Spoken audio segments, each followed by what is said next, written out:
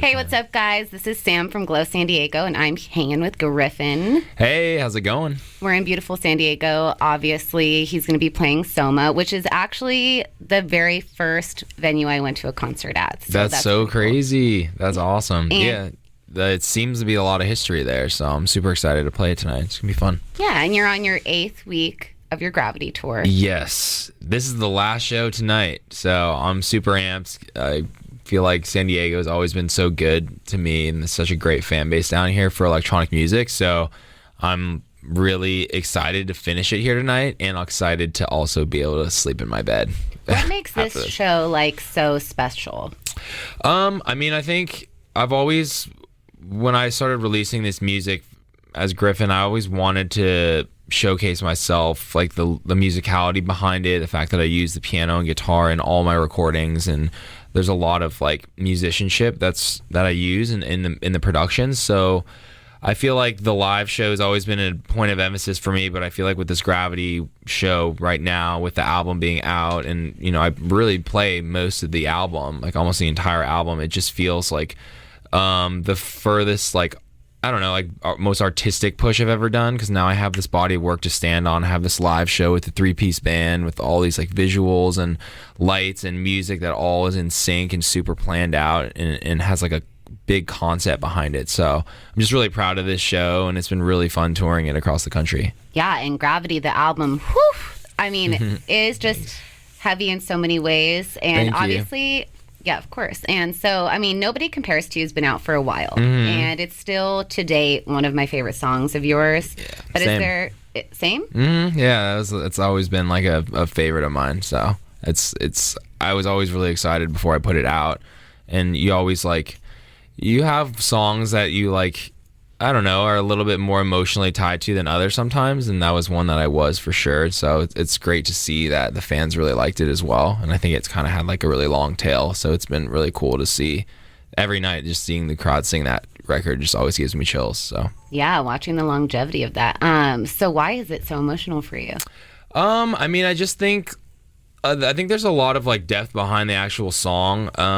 I've only really said this actually like 1 or 2 times, but like Katie Perlman, when she like wrote the record, she had a conversation with like one of her best friends who had a parent pass away, and as the parent was like on their essentially like about to pass, she's like was talking to her friend, was like, hey, I'm just want to let you know, like, I know I haven't been the best parent for you, but I still love you so much, and that nobody compares to you.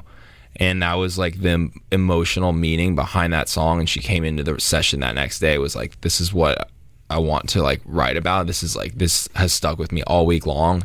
And everybody in the room was like, this is an incredible like backstory. It's like true, has a lot of depth and meaning. And we pivoted, some of the lyrics to be a little bit more like not just that direct relationship, but there's such like a genuine, real emotional experience that song rooted from. And just the whole way the whole production and everything came about, and Katie's voice on the record, like everything about it just felt really really like true from the beginning, and everybody felt really emotional with the record. So to see it like finally come out and do as well as it did made everybody just like really, really happy about it. So yeah, of course. And I'm sure that you have backgrounds and prefaces to all of the things that you write, because you have so much lyrical substance in your music, and I think that is, I mean, an underlying theme for all of your songs. Like, they're not something that, it just came out of nowhere, or you just like slapped a banger together. Like, I feel like they're all like really lyrically composed. And totally. Is there something like a theme or like something that you want to share with your listeners when you're like creating a song like that is really prevalent in your music? Or yeah, I mean, I think like, well, I always try and have the songs have a bit of like a universal like applicability. I don't know if that's a word, but like basically I'm just making up words now. But yeah, like sort of having like there always usually is a backstory, or there's something that's like behind the concept of the record, but I always try and make it and want the lyrics to have sort of like that universal appeal where you can kind of relate your own experiences in life to that song.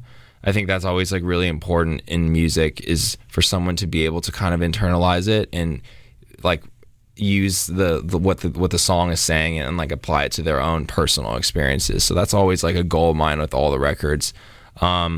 And yeah, I always want to have all the records. I love to have like emotional heart and depth to them, and really like have some words that just like big phrases in the records that really can like stick with the listener. So it makes for an amazing concert experience too, just like being able to sing back and hear the crowd singing the words, because I can tell that it affects them just as it affected me when the songs were being made. So. Yeah, and I love that, because when I was giving away passes to your show, you always get like different reactions from people, and most people are stoked to go to a concert and stuff. But I mean, for some of being a close and intimate venue, you really get that experience with your San Diego listeners tonight. Yeah. And like the people that were winning passes were so like, they didn't believe it was true. So I think that's really cool. Like you have that like emotional connection with them. Yeah, definitely. And it's even like meeting fans on the road this whole tour. It's just like, that is such a cool experience for me to talk to them before and after the shows. And a lot of them have different favorite songs, and like they've shared with me their personal experiences and why they like that specific song and stuff. And that's really cool for me to see and have that like direct face-to-face interaction with the fans. Yeah. And seeing that the records are like impacting them. It's like one of the most rewarding things you can have as an artist. Yeah, so. Super stoked on that. And I mean, married. You're married and happily married. Yeah, I know. And so you're like kind of a newlywed, but at the same time, you guys, It's been a year and a half, but it's still pretty new. And when I first listened to All You Need to Know, I didn't mean to make like an assumption behind it, but I'm like, oh, that's totally depicts like maybe their relationship, and that was like couple goals a little bit. Yeah, totally. Yeah, and then the music video. Her? Yeah, and I actually have a upcoming record that it's going to be a little more directly around like Valentine's Day. I'm going to drop another record that you heard it first. Actually, that's an exclusive. But cool.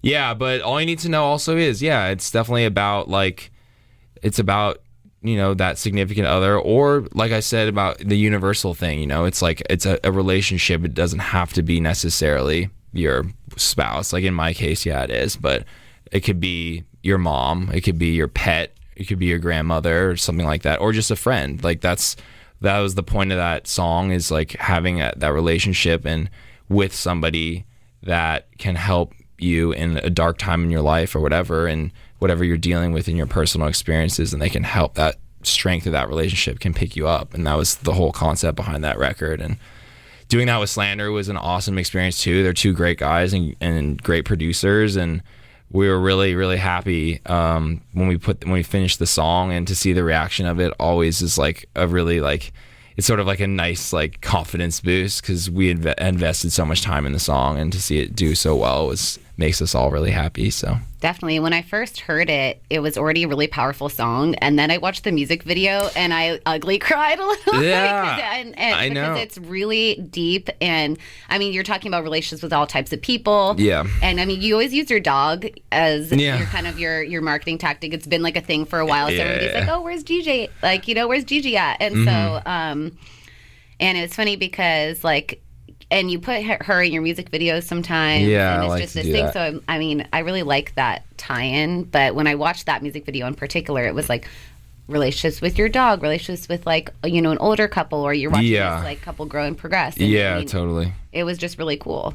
Yeah, that's probably that's the music video I'm most proud of, in terms of creating like a storyline and narrative that felt really fluid all the way through and had a lot of heart. Like when we like were putting out the treatment together and going scene by scene with how I wanted everything to be depicted, you always like hope it's going to turn out well, but sometimes it's just hard to convey the right emotion and the storytelling and showcase that heart. But when I've got that first cut through, I like immediately was like sending it to the Slander guy. I was like, dude, you gotta watch this. It's like, this is exactly what we wanted. And like, we were so happy with it. And again, on my ethos, man. Yeah, and to see all the reactions and stuff, like that was also a cool thing, because it's an emotional video, and we're just really proud of it.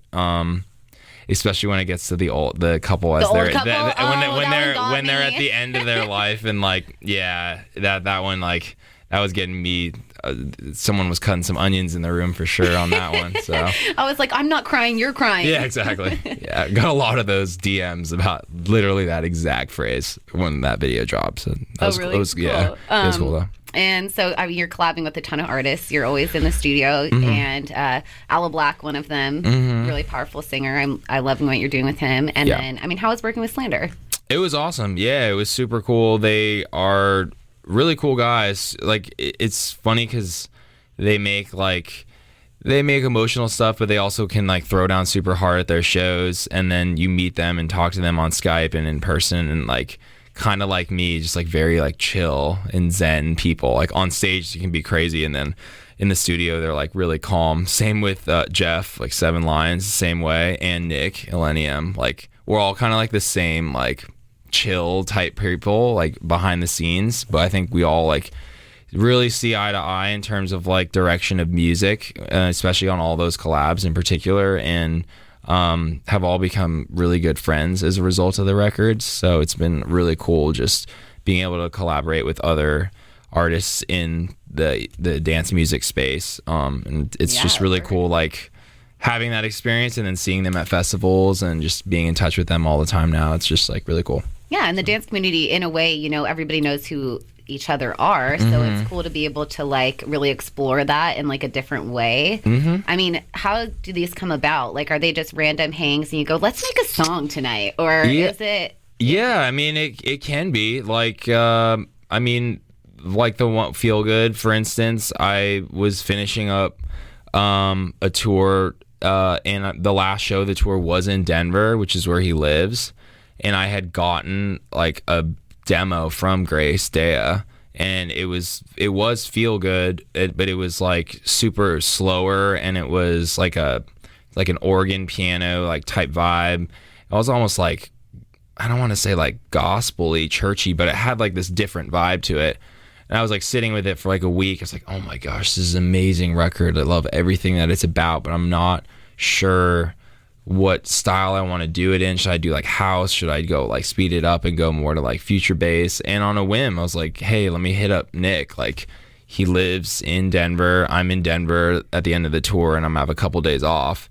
I tweeted him, and then he hit me back. I sent him the record. He was like, dude, come to my house like the next day. Let's work on this. And I showed up to his house, like played with his dog for a few hours, and we just grabbed coffee, and then we came back and like started making Feel Good. And like a lot of that was done in that first like 4 or 5 hours. So that was like that whole experience. And then Jeff, I just messaged him on a whim saying I was a big fan. He said the same thing. And then he came over to my house in Venice, and we were playing each other a few tracks, and I played him that like an early version of Need Your Love, and he was like, dude, this is so catchy, I love it. And like we started working on it.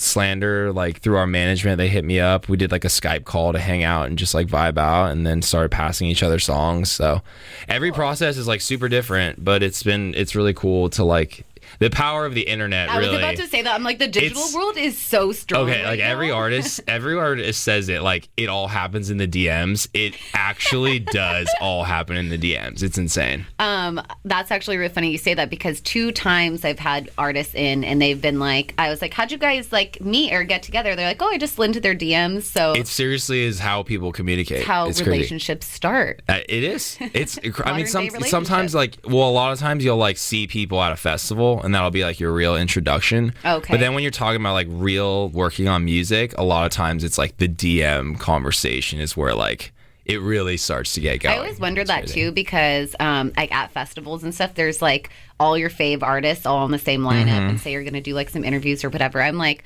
do they all hang out back there? Like, is this like one of those things where you just like, I don't know, but I always thought that, because it's such a slew of artists, like in creativity. It's like, there's no way that they're not like, oh, let's go grab a beer after this set, or, you know? Yeah, it doesn't, I mean, it depends on the festival. So like there's some festivals that are a little bit like more difficult, because like Coachella, for instance, it's like so intense, so much media, so many people back there, and like everyone's kind of got their own like structured schedule almost of what they're doing.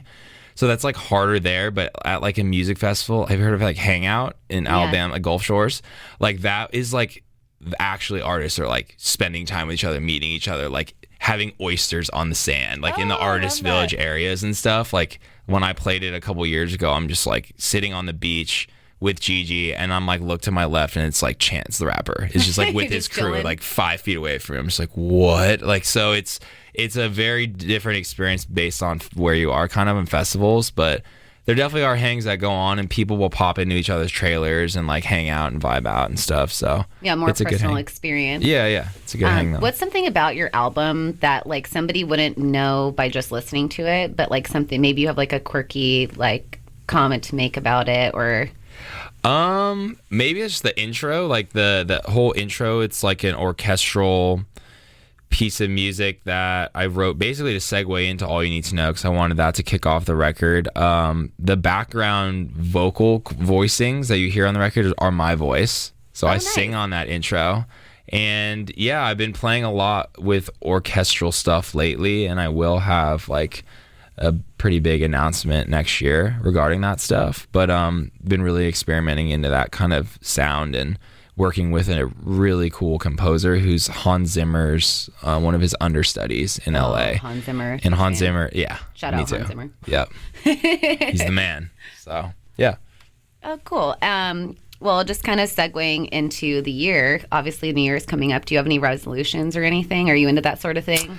I am, yeah, I mean, I'm into it for sure. I mean, I haven't thought of what I want it to be for this year, but I will, I do always usually have one. And I try my best to keep to it. The only one that I like failed miserably at was that I told myself I would stop cracking my knuckles. It's like a horrible habit that I have. I lasted like a week into the new year, that one time. It's like the one habit I cannot break.